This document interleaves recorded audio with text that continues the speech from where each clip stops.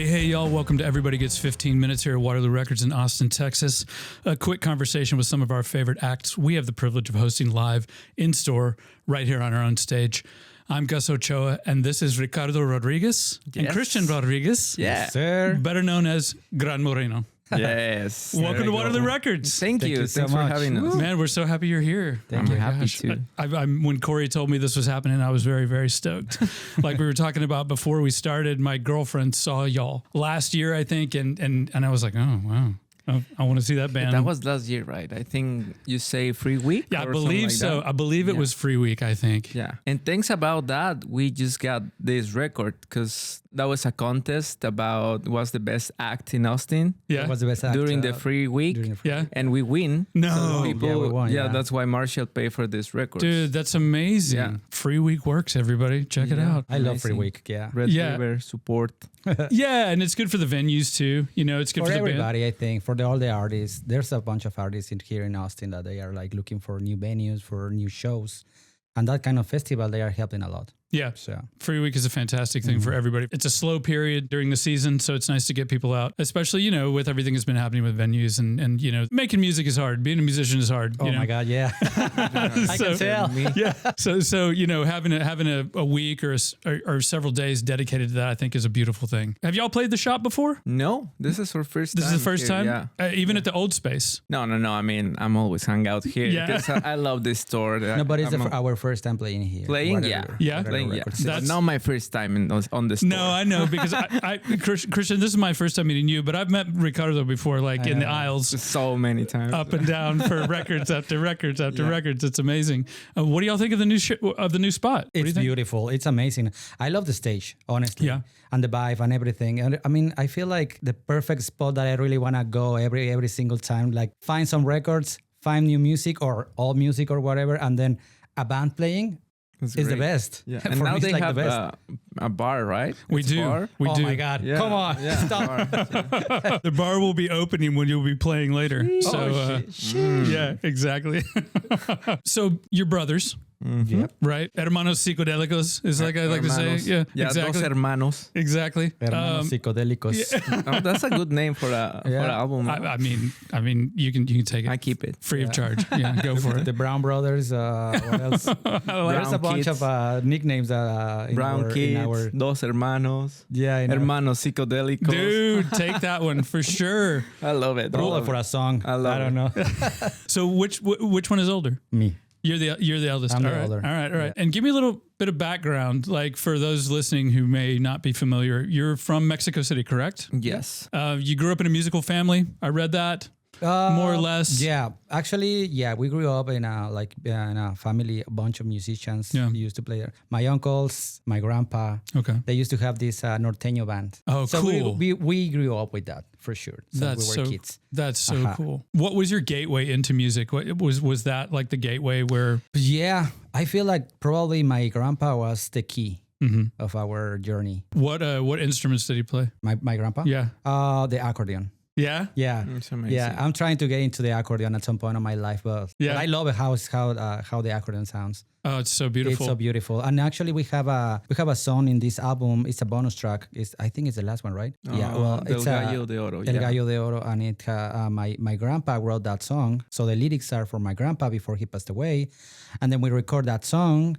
And my uncle, which is his son, he recorded the accordion. Oh, cool. Yeah. That's so cool. Yeah, it was actually something really, And really cool. it's a crazy story because my grandpa wrote that song and he died, and we went in California at that time. So the thing that we do is create a song with that lyrics, and then my uncle record that song live. He passed away as well. Whoa. It's a crazy story. That Yeah, is- no one believes, but it's true. That is a crazy, It's a crazy story. Yeah. Yeah. Wow. There's so much energy in that song. Yeah. Yeah, and Definitely. I don't know if you all gonna be on this like in our next shows, but we are trying to create like this ambient around that song because it's a party song. My grandpa used to love the music and the party as well. So that song is more about that, not about like sadness or death or I miss you, grandpa. It's more about like party and celebrate the life. So every single time that we play that song, like the people love to start drinking for some reason. I think the spirit of my grandpa is still around.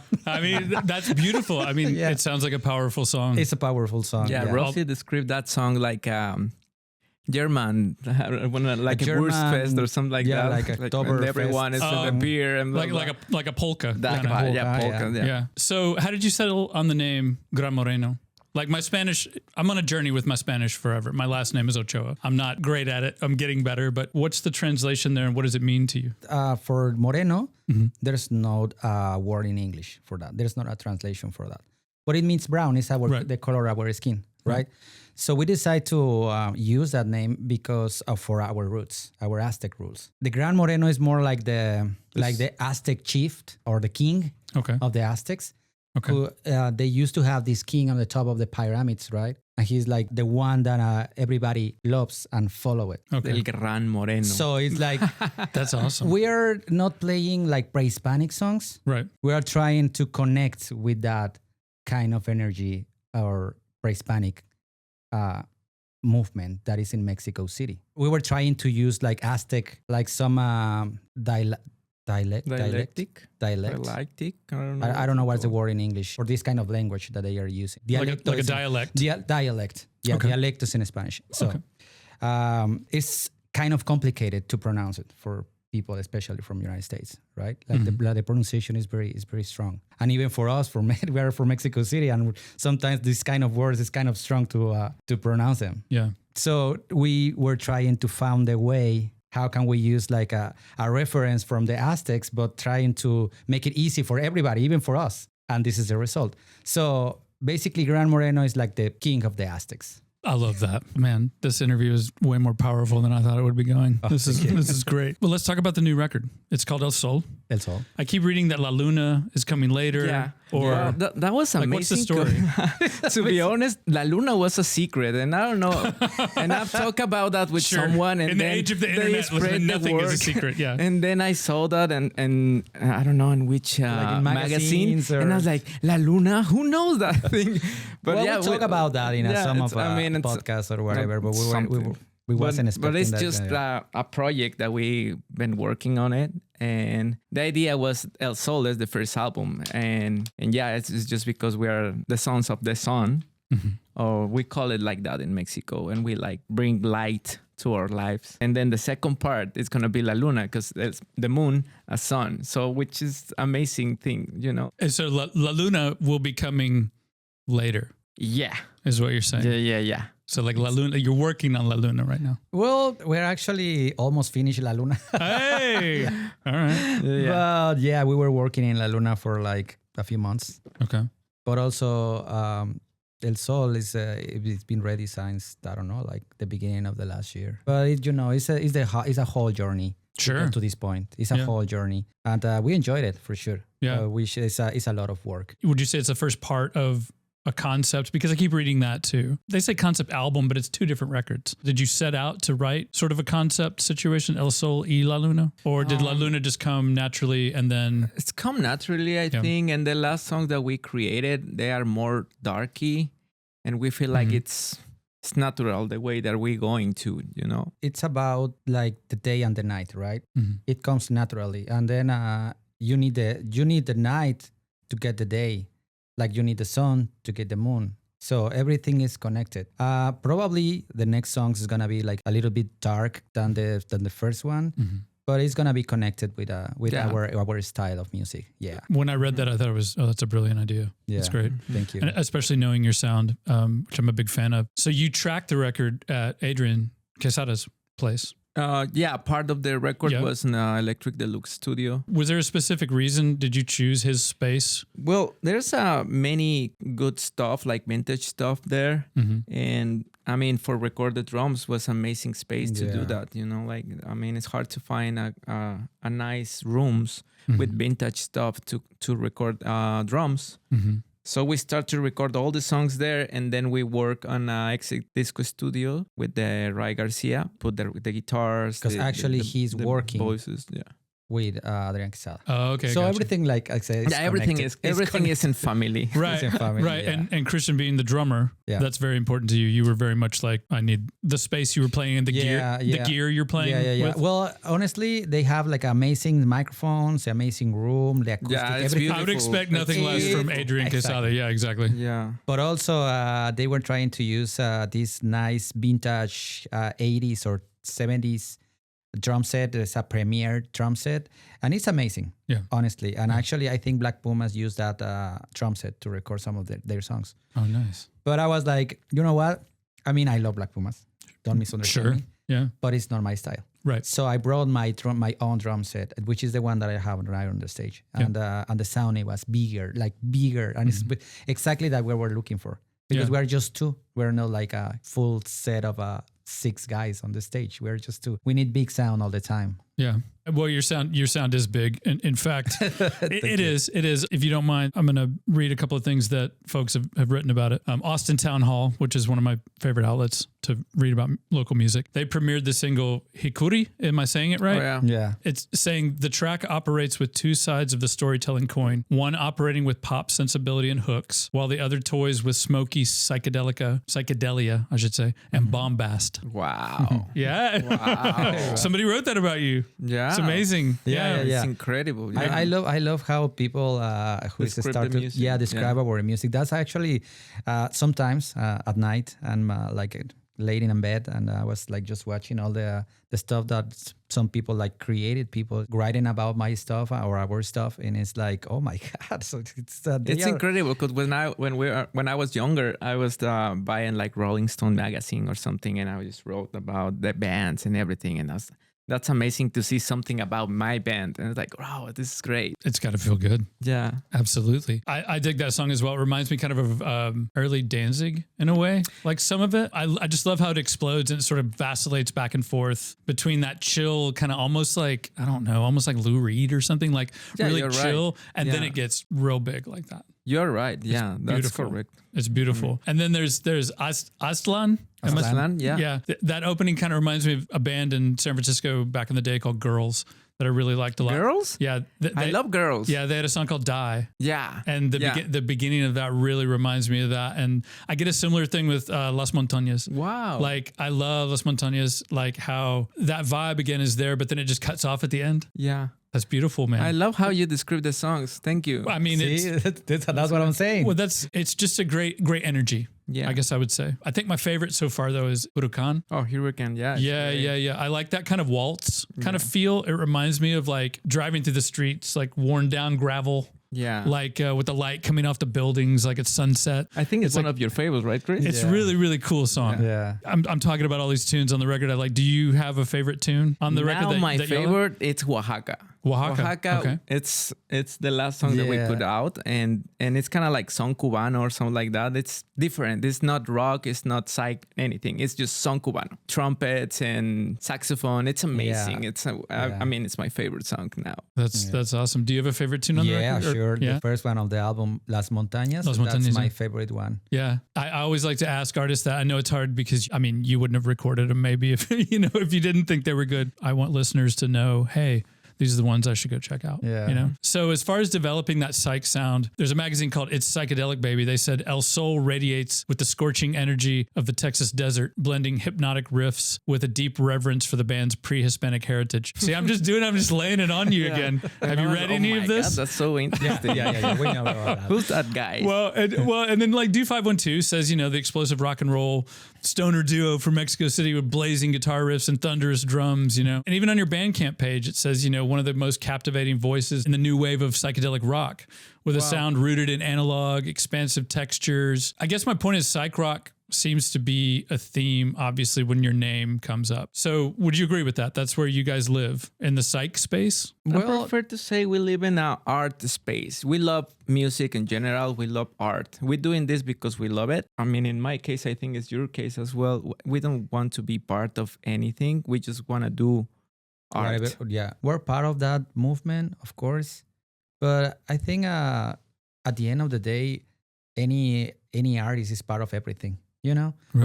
when you're doing music, it doesn't matter if you are doing like rock or pop or British pop or whatever. At the end of the day, if you want to go to a festival, you will listen like many different kind of songs or many different kind of bands, right? Yeah. And it really doesn't matter. It's just like about feeling, about what do you feel when you are watching a band. Yeah, probably we're part of the psyche scene, but also the rock scene, or also Latin scene. Sure. Because we actually sometimes some of our shows we used to play with bands from San Antonio or Dallas, and they are playing cumbia. Ripple Fest was just a bunch of stoner rock and roll bands. Yeah. So I would love to say I like the part that I'm free to do whatever I like it.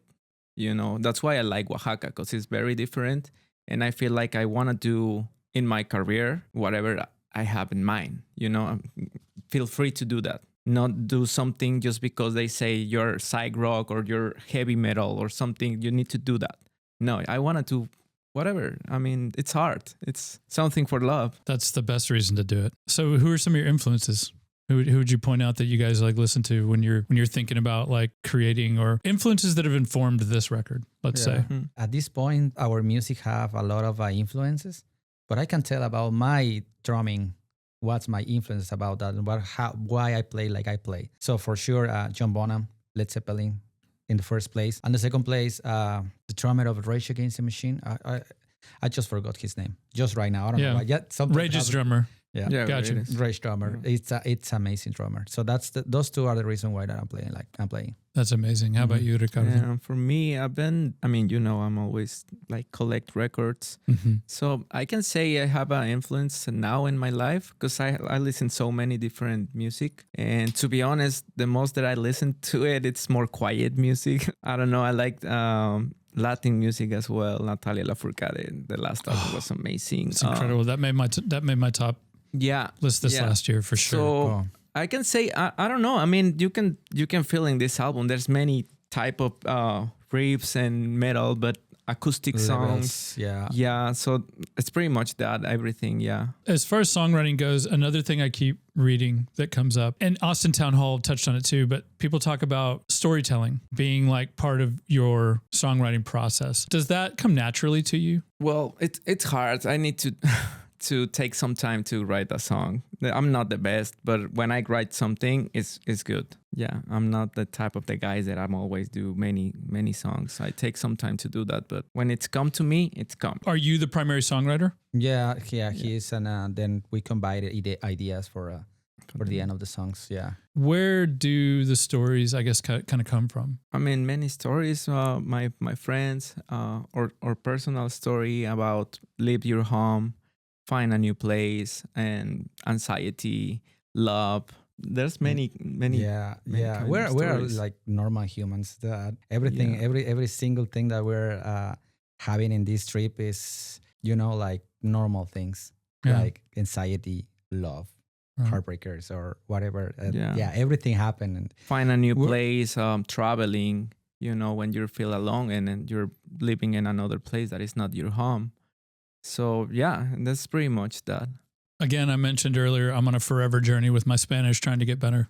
Because again, Ochoa being the surname, being raised here in Austin, Texas, it wasn't really, stressed to me, and I'm trying to play catch up. But I really appreciate that you present your tunes Thank you. in your native language. Was it important to you to keep the lyrics in Spanish? That's another secret. Yeah, we're doing more songs in English as well. That I tell you before, we don't have rules. I mean, we try to do whatever we want, and we really love English as well. So probably next time my English is better. Who knows? Your English is pretty good. It's better. Yeah, it's pretty good. Better. Yeah, absolutely. I'd say it's great, actually. I appreciate you presenting in Spanish. So lastly, I like to ask everybody who comes through, what are you listening to right now? Like, give me some records that you're listening to right now outside of your own, you'll be listening to while you're out and about supporting El Sol. Interesting. In your spare time, Well, I was listening Wolfmother. Yeah. Actually, at the time. Whoa. Yeah, the first album. Maybe. Yeah. Yeah. Wolfmother. Queens of the Stone Age. Queen of the Stone Age. Sure. Guillermo, who works here, will be very happy to hear that. The album from Arctic Monkeys, The Car, and the last one. Yes. I'm very fan. I'm fan of how they change, you know? That's why I'm very interesting and do whatever I want, because I listen to those albums and the band is completely different than the first record. Oh my gosh, completely different, yeah. But in a good way, you know? And they don't have rules. They don't care. So I've been listening to the Car and the Tranquility Base Hotel. Mm-hmm. There's amazing pieces. Yeah, I love it. That's awesome. Their latest album is called El Sol. It's out everywhere you stream your music and on vinyl as of January 16th. And you can, of course, pick up your copy here at Waterloo Records. You can find them online at granmoreno.bandcamp.com or follow them on Instagram at Gran Moreno Music. Gran Moreno, mucho gusto. Mucho gusto. Y gracias por tu tiempo. Muchas gracias. Hasta luego, amigos. Thank you for your time. Thank y'all out there for listening. You can follow us on Instagram at Waterloo Records, at Waterloo.sound for our Dolby Atmos studio, at Waterloo_wheels to follow the ongoing adventures of our Waterloo van, and Unofficial Dogs of Waterloo to see all of our canine pals who come in and shop with us. I'd like to thank Cory Reinisch, our marketing director, Allie Lingren, our in-house engineer, Mads Lupold for pulling these together, and of course, the hardest working staff on the planet without which none of this is possible. I'm Gus Ochoa. See y'all next time. And until then, support the artists you love, support your local record store. And if you're in Austin, drop in and say, hey, we'd love to see you. Adios. Adios. I'm agree.